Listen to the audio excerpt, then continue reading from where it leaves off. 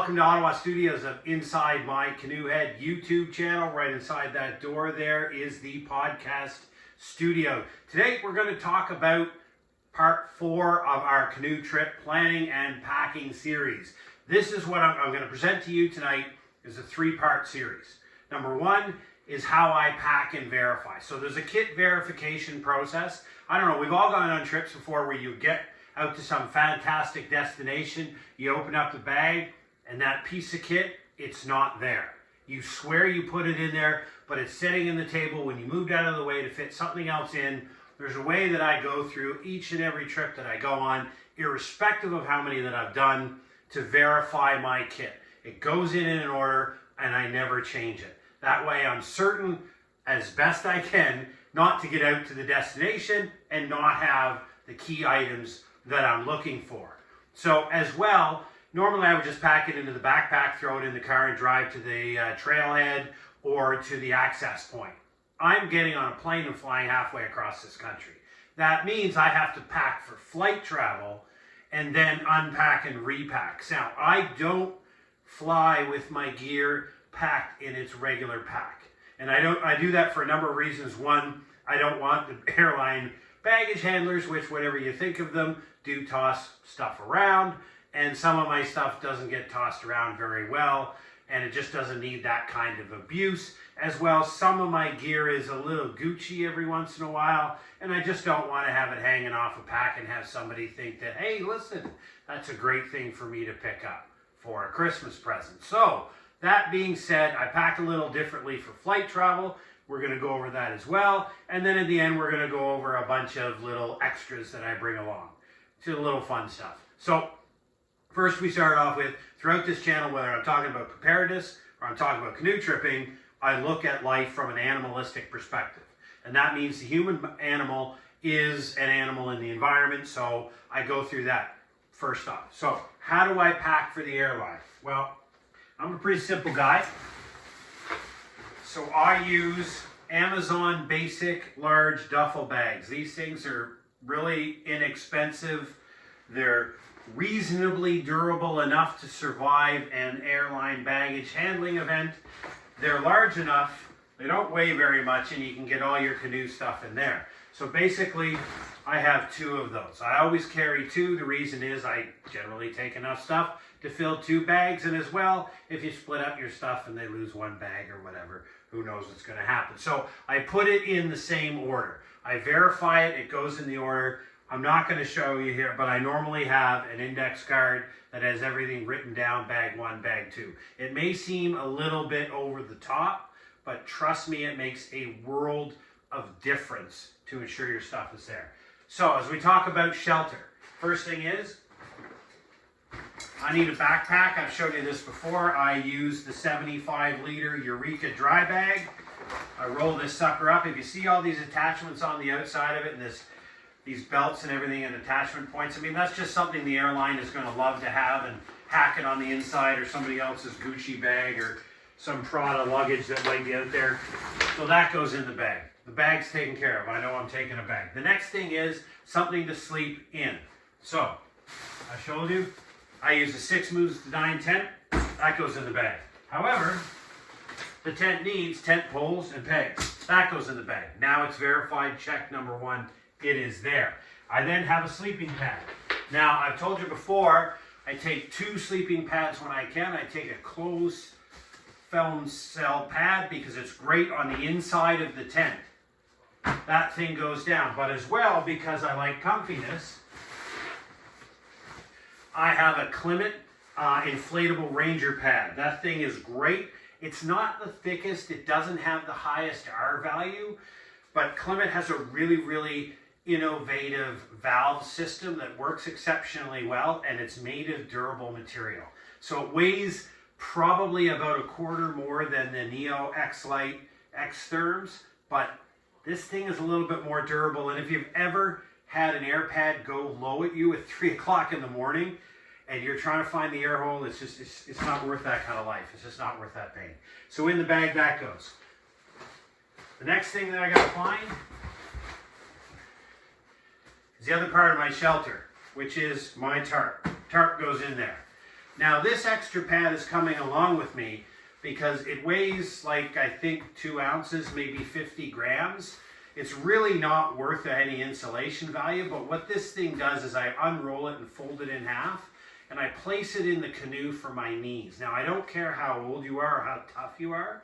After day 4 of sitting on your bum, down on your knees, sitting on your bum, down on your knees in a canoe trip, you're gonna need some form of padding. So I've got the room, it weighs next to nothing, in the bag it goes.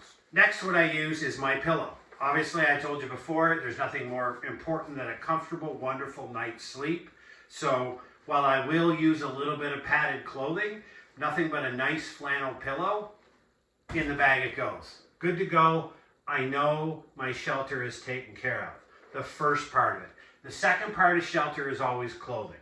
It's your number one first line of shelter, what you're wearing on your body. So first is, I showed you before, is my rock solid Helly Hansen rain jacket. It's all I need for outerwear. It will block wind, it will block rain. I'm not going to be out in the dead of winter. We're good to go. For a little bit of warmth underneath, I like to use fleece. Now, international debate writ large, let's have it out, let's duke it out, whether you think puffy down or fleece is better. I take a little heavier fleece because this sucker is just more durable. And if you're bush banging at 3 o'clock in the morning because you gotta go and you're running for a place in the woods and you're wearing your puffy jacket and you rip that to shreds, you know, some of those things are not cheap. So I prefer the fleece. And if the fleece gets wet, it still at least retains some of its synthetic warming ability. So that's my outerwear. So what do I wear on my body? So I told you before, what I like to wear is the quick dry pants, right? So these are those quick dry Columbia. I don't care what make you have. The legs zip off.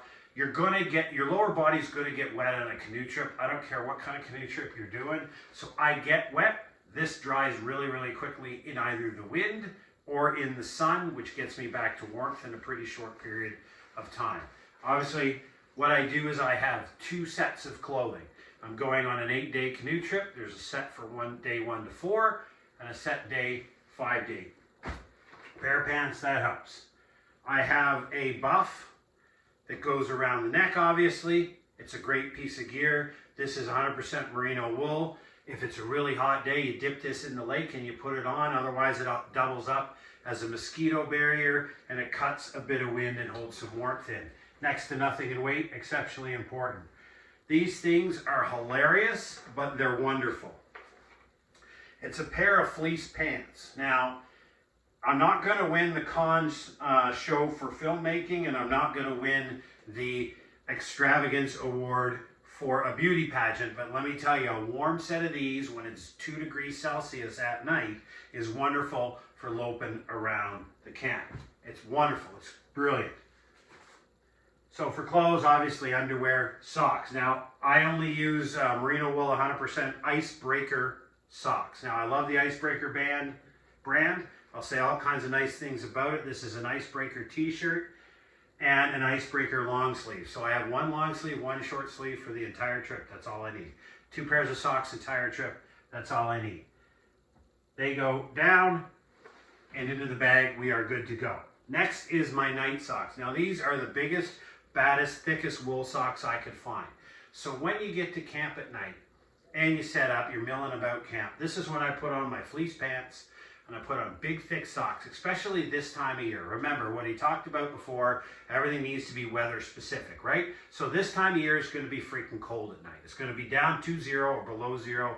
We're talking to the outfitter and some of the ice is still on the lakes where we're going to be flying into. We're the first group of the year going in, so warm wool socks. Warm wool socks and camp shoes. Now camp shoes, I'm a simple guy. I use a pair of flip-flops. Works perfect for me. Some people like Crocs. I don't care because my shoes during the day are going to get wet. Again, you're going to get wet. Your socks are going to get wet. So when you get to camp and you're no longer going to be running around in the water or blasting through the bush, you put on your night stuff. It's totally warm. And I've said before, I have my ditch kit, which is the really warm stuff. So this is the long underwear, the toque, another net gaiter. and a big woolly socks. This is for my night. This is what I sleep in. So what I wear around the campfire is not what I sleep in. I have a totally separate piece of gear that doesn't leave the tent. I put it on when I get in to tuck in for the night, and I take it off first thing in the morning. The reason being is I will wear it for 8 nights straight, and it will keep me toasty warm. It will be dry in this bag 100% of the time, so that I know if everything goes sideways, the shizzy hits the fizzy, it goes pear-shaped, I get totally wet, cold, and hungry all day long. I got some awesome clothes to get into at the end of the night, and I will be toasty warm. If you've ever been in the backcountry in northern Ontario or in the prairie provinces, you understand bugs. So the best investment you can ever make is the original bug shirt. This is the Elite Edition. This thing is like gold. It weighs next to nothing, as with a lot of the good quality kit, but it's a shirt where the whole side bottom openings and your face is all bug net. You basically can zip yourself up, and other than your hands, you are completely protected from attacking bugs. I'm not a huge fan of bug spray. I mean, I do use the natural stuff if necessary, but I prefer to have a bug shirt. They may drive you nuts buzzing around, but at least you'll be all right. And then all of those clothes get packed inside a true dry bag. Now I have different types, but this is the really thick, heavy, waterproof stuff because I do not want my stuff to get wet. And you can't forget, like I've shown this before in previous videos, your sleeping bag, right? Again, if you listen to anything I say, make sure you understand the point that your night sleep is the #1 reason why your canoe trip is successful. If it's dry, and if it's warm, and if it's comfy, then you will be rocking and high-fiving your friends on day 6, and you just can't believe that you're having that much fun. So this is good to 20 degrees Fahrenheit, which is about -5, maybe -7, which is perfect for the time and place that I'm going to. The next thing in your animalistic requirements, now that we've done shelter, we're going to move to water, right? So I've said before, I use 2 1-liter containers. It's a canoe trip. I'm on water. I don't have to haul a bunch of water around, but I like to have 2 of these. One of them is metal because in the unlikely event that things go sideways and something happens to my stove and I need to be able to boil water, this is a single-walled steel canteen that I can put right next to a campfire at night and boil my water for my food and purification if necessary. So it doesn't weigh much more. They're both 1 liter, but it's a fantastic extra piece of gear to have. So I have those. I'm a water tablets guy, full stop. I got enough water tabs in here. That's my water system. It's really no more complicated than that. We go to the third one, food. Animalistic requirement, love to eat. So there's many stove options. This trip I'm rocking my jet boil, which there are many different types of jet boils out there. The best jet boil is the one you have. I love this Wilderness, or whatever you pronounce it on the side of it. I mean, this thing is perfect. It has everything you need. It's a little bit more weight than a pocket rocket stove that I have, or a twig stove or something like that. Just when there's no need to be uncomfortable, and there's no need to complicate your life. Keep it simple. Press a button, start a thing, boil your water in no time, have a great time. So that goes in. Inside my barrel here that I explained last time, I put all of my food and all my smelly stuff. So I packed some of these, not completely all the dehydrated, freeze-dried food. We have a bunch of people making a bunch of meals, so I'm looking forward to that, but I got some freeze-dried food. For snackies, I like my Cliff Bars. I'm a pretty simple guy. And on top of that, I'm an oatmeal guy in the breakfast, right? As Jim Baird says, oatmeal or no meal. So it's not much more complicated than that. And my family loves Wild Wing. I hope you do too. And so I keep all these little Wild Wing serviettes and alcohol wipes because they're great for first aid, but they're also great for just cleaning up your hands after you eat, or just kind of clean them up before you start consuming food. And they're they're disposable, and you bring them out. Always make sure you bring a good, solid, sizable bag for garbage. Don't be a jerk and leave your garbage behind. Leave no trace is the only way to camp. So you make sure that you do that. All of that goes inside that barrel. The lid locks down on top of the barrel. And when it's locked down on there, if you zip tie the handle on there, then they can't get it open. So any critter up to a black bear is not going to be able to get this thing open. I put the bear bell on the outside of this, so if it's sitting off in the distance and it starts rattling like crazy at 3 o'clock in the morning, I can sleep soundly knowing somebody's trying to get my food. They're pretty high density. I mean, if a bear jumped up and down on this thing, they might be able to crack it, but you tie it tightly to a tree with the appropriate knots and it's not going anywhere. Now we're going to move on to the fourth animalistic requirement, health and safety. So I have my first aid kit, all of my cute little toiletries and everything else to keep me happy, smiling, and smelling good. I went over the point before. I bathe completely head to toe every night. I don't mess around. You know how to be clean, etc. I've got the favorite thing in the world, which is Gold Bond Medicated Power. If you've never had that in the bush, it is like paradise. You just take some of that and you slap it where the sun don't shine, and it gives you a magical feeling. Anyhow, all of the stuff I put inside a waterproof bag, and it goes inside the food barrel as well, because anything that has a scent should be packed together and then hung up in a tree or put away from camp. So that all goes into the food barrel. Now the food barrel goes into my second bag. So once the food barrel is all closed up and everything's been put in there, it goes into my second bag. My clothing, my shelter is all over here, and my food and my water go into this other bag. So I'll put that down off camera. I don't have to show you all that stuff, but that all goes in there. So health and safety is your poop kit. I don't care who you are, you're gonna go number 2. So I have both toilet paper, small little Kleenex. I have toilet paper tablets. If you've never seen them, they're brilliant things. I have some hand sanitizer inside a waterproof bag.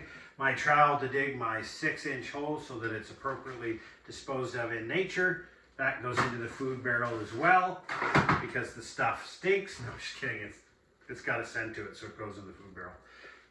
I always carry a couple of extra garbage bags, because you never know what idiot you're going to come across who's left stuff in the field that shouldn't be there. So, my first aid kit is included in what I commonly refer to as my purse. So this is my man purse while I'm out in the field. It's the thing that carries a whole bunch of little extras in it, because if they're flying all over the place, you can lose crap everywhere. So I carry a Mountain Equipment Co-op man purse here. I'll go over that in a second. And so the last part is security. That's being taken care of. I'm flying, so I can't fly with bear bangers. I can't fly with a shotgun and shells, and I can't fly with bear spray and other canister fuel and stuff like that. So that's all being provided at the other end, so I don't have that here. So that covers your animalistic requirements. So with that, I'm going to have a great trip. Nothing else is going to be required to excel at this trip. It's going to be incredible.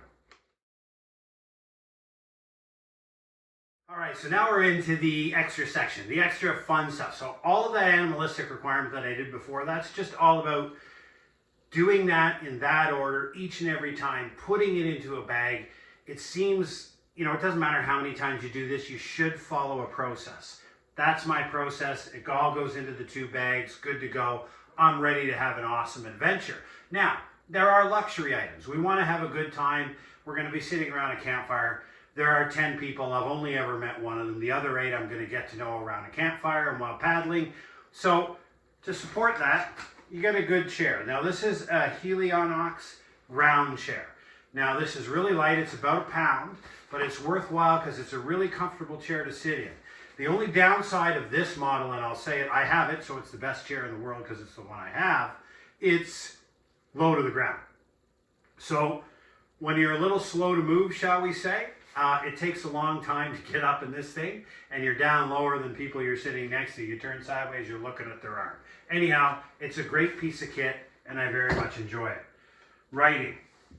I don't like to read a lot on camping trips. I like to write. I'm a thought guy. I like to plan things out. I've got a lot of things on my plate right now, so I bring a notebook that I've had for a long time. I picked it up at the Algonquin Park Visitor Center, a couple of pens. I use pens just because I've tried pencils before and they get a little wet, whatever. I just use a couple of cheap Bic pens and I put it in a waterproof thing there. It just, at night when I'm laying in the tent and I've hooked up all of my electronics that I'll go through and the battery's charging, etc., etc., it just makes for life that much better. So there are some other basics that are required, right? So a compass. I always carry a compass in the backcountry. Now I'm going to have lots of GPS and everything else like that, but I grew up understanding, and training has taught me that having a compass, and a compass that you're familiar with and you know how to work, matters. I wear this thing around my neck the whole trip. Therefore, I can shoot the bearings, and it's always going to be the same distance from my head now. Some people like the mirror. Okay, whatever one you use, it doesn't matter. I like to use this, and I hold it the same distance away, and I turn, and so I go right up, and I'm looking right down at whatever it works, right? So it sits at, my compass sits around. Now, I always love a bandana. Dip a bandana in the water, wipe off. They're just worth 1,000,001 reasons, 1,000,001 different things, except this one happens to have all the rules of survival and everything you need to know about surviving in the wild, right? Not bad having it on there. It always helps out. It's never bad to have your glasses. Now, these are my really cool reading glasses that I need now that you hit a certain age in life. It happens. But I have a cheap pair of reading glasses and a cheap pair of sunglasses that I always take into the backcountry. I never take my expensive stuff because you know exactly what will happen to it. So for a headlamp, I use a BioLite 250. It works really, really well. Just goes around the head. You just tighten it up. It's all rechargeable from a power bank. Again, I've said it before, I don't bring batteries into the backcountry for any reason. I use AA, AAA, none of that. No, everything is powered from a power bank, a rechargeable power bank. And so this thing, I charge this once. This will be good for about 2 weeks of work. So I don't need to recharge it while out in the field. I always have a headlamp. As well, I'm going to be filming both with the iPhone that is filming this video and a GoPro Hero 7. Now with the GoPro Hero 7 Silver, the only downside of it is you get wide angle lenses, which is why I'm not filming this with it. It gives a bit of a fisheye effect. You can zoom in to mitigate some of that, but you can't go to a linear on a Hero 7 Silver. But it's a great way to record a whole bunch of video. For recharging my electronics, I hold power banks, including like the one that's powering the phone now. But I also have a Go Zero solar panel that's waterproof. I just put this thing out on the top of the pack while we're paddling, and it recharges, and it has all the different hookups. This thing is old school, so it even has a DC adapter for the cigarette lighter type of plug on it. But basically, you hook your power bank up to this, and it recharges during the day. And then one of my tasks at night, when I'm laying in my tent and I'm squaring away the day, writing down some notes, is I hook up all of my electronics to recharge. These Sea Line bags are ridiculously stupid expensive, but worth every penny. So this is what I put my cell phone in. And then what you do is you capture a little bit of extra air in it. So basically, not when, but if, not if, but when, this goes into the drink with your cell phone in it, it won't sink, it will float. And on top of that, I tether it. I have a habit to tether everything to everything. Whether you agree you should tether your gear to the canoe or not, I do. It's just the way I roll. So basically, that covers that. And then I have my Garmin InReach Mini here, which is now hooked up. And so basically with this paired with my cell phone, I can send predetermined message to my family. They can respond. We can have a text exchange all night long. There's a MapShare website that you can follow, and I can set intervals where you can follow me all along. But basically, most people have these because it has the ability not only to reach out and talk to family, but it has an SOS button on the side. So I can open this up, pick the side off, and trigger an SOS signal, and basically that gets me in contact with emergency people. And with this device and hooked up to my cell phone, I have the ability to have a two-way conversation. So you don't need to light up the world and get 15 people out of bed when really only need a small response to a certain event. So this is family and friends. It's like a submarine escape suit. Nope, never going to use it, but it's there. But anyhow, for what I do wrap the electronics in though, is I have a separate,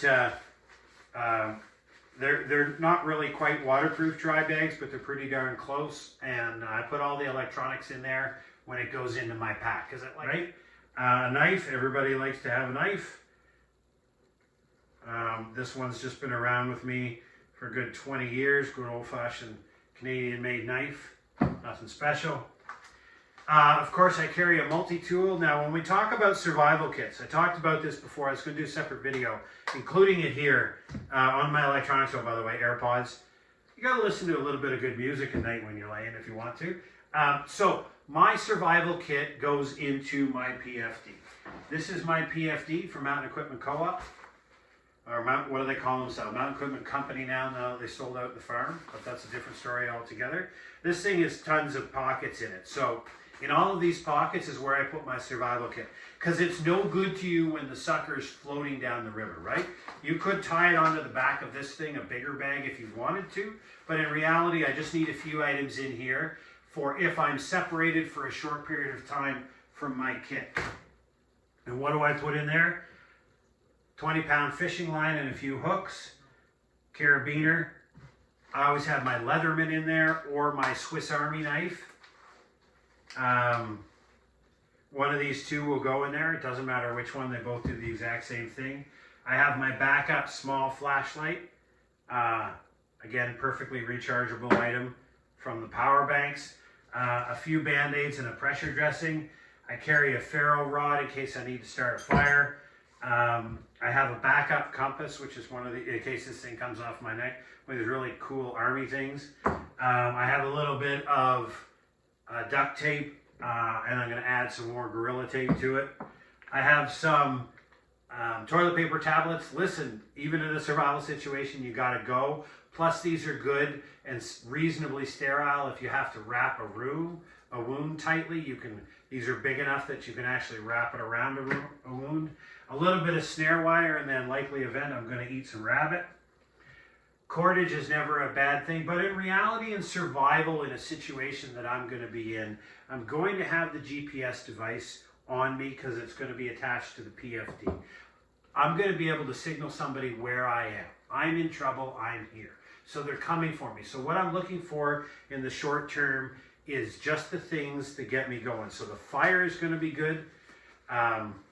This here is a really neat little thing that I found at Mark's Work Warehouse. It is a small little backpack. Now it opens up reasonably big.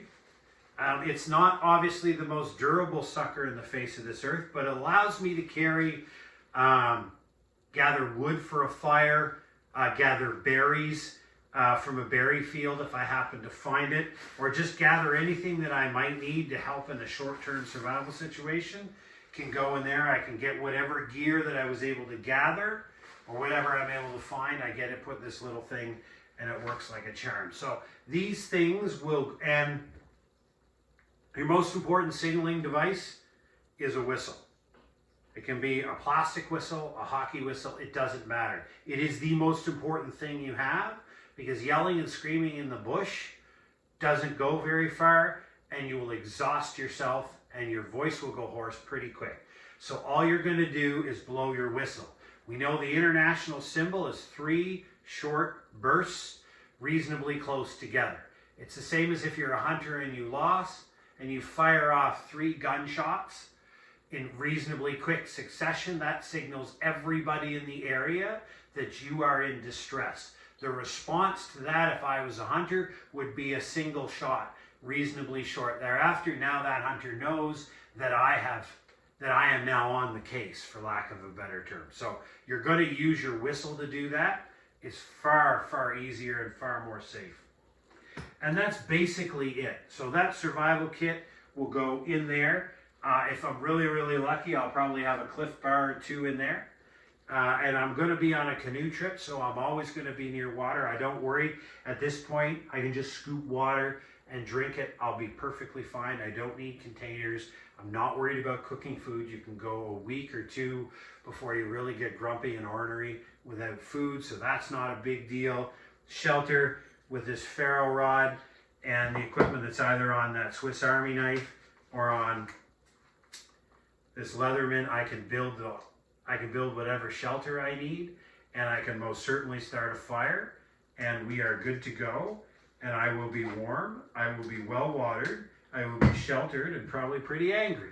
But either way, I will take care of myself with this. So that if in the unlikely event one of these or both of these bags fail to reach the destination when I want them to, I have the ability to just grab a couple of quick things and I can rock out in the world. Listen, I can grab a loaf of bread and a jar of peanut butter and a fishing kit and I can have a great camping trip, right? It doesn't need to be complicated.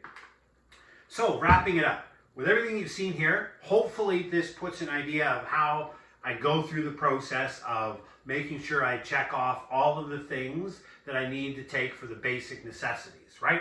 I square that away, I put it in bags. I didn't go through the process of actually putting it in a bag and zippering it up and filling it out in the card like I would normally do. If you're going to take away a couple of quick lessons from inside my canoe head as I prepare for a canoe trip, it is this. Make sure your basics are covered. Make sure that your night's sleep is rock solid. It is warm, it is dry, and it is super comfy. That will go far beyond anything else, right? That is the number one thing you need to consider. Eat food that you're going to enjoy. Keep your system simple. You could bring all this complex stuff to have a wonderful environment and something falls apart. Like, don't let the system be too complicated, but also don't let it be unnecessarily difficult. If there's a simple solution to it, then use the simple solution. And then remember to enjoy yourself, right? The purpose of this is not to beat the living you-know-what out of yourself physically, but it's to go out and spend some time in nature and with other human beings and have a great time. So thank you. Yeah, so when I go to bed at night and I set up my electronics and I charge them, that's when the cords come out. They're not out any other time, right? You don't take something out unless you need it. I don't take my survival kit out of my PFD. Like, it's not a double purpose. I don't use it for anything other than survival. That way I know it's always there. I didn't take the knife out to do something with it and leave it on a rock. It is zippered into here and it stays in the PFD until I'm in a survival situation. The reason you do that is then you don't leave things behind. I have a big knife. It sits on my belt. I give it a quick tap. I know it's there. Everything else is inside either a zippered pocket or it is quite literally tied to me. The expensive stuff is tied to me. Like I said, that the Sea-Line phone case here that's going to have my cell phone in it, it's going to be tethered to me. So if I go in the water and everything goes crazy and I tip over and all my stuff goes flying in the water and I'm floating down the river, yeah, everything's going to be tied together because your bag will float down the river faster than you can swim, okay?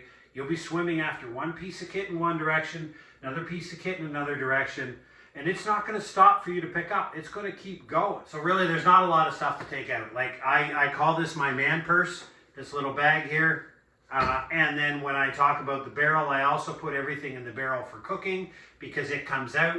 It goes down by the campfire where we cook. I bring out all the stuff. I cook. When I'm done cooking, I take out my ablution stuff. I clean up for the evening. I put it back in. I lock it down. I take it. I tie it to a tree, put the bear bell on it, and then it's done. Right? I don't leave it open and leave it out. Things are used. Things are put away. That way you make sure that when you get to the end destination, after 8 awesome days of paddling, you have the stuff you started with. So thank you very much for joining us at Inside My Canoe Head. Stay tuned. We're going to have some great videos coming out, probably the first week of June before another one comes out. But hey, thanks for dropping by. Take care.